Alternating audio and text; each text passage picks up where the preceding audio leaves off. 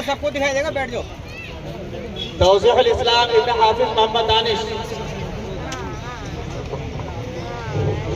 भाई और कोई साहिबान जो भी देना चाहें, अगर अभी पैसे नहीं है तो कल परसों दे दें, लिखवा सकते हैं यहाँ पर आकर। भाई बार बार मौका नहीं मिलता, अभी बार बार मौका नहीं मिलता। आप ही लोगों की मेहनत है कि इतना बड़ा प्रोग्राम हम लोग साथ में कर लेते हैं एक बार, और ये छोटा काम नहीं समझिए, बहुत बड़ा काम है। बड़े बड़े उलमा तशरीफ लाते हैं, ये उलमाओं की बरकत है कि इतना लोग माशाल्लाह से इकट्ठा हो जाता है। इस मदरसे की, हमारे छोटे से मदरसे की बरकत है ये। जो साहिबान देना चाहे 500, 1000, 2000 आज नहीं है, कल परसों दे दें, लिखवा दें। भाई बैठ जाओ बच्चों। मोहम्मद अमानुल्लाह बिन मुनाजिर आलम। भाई हेलो, बैठ।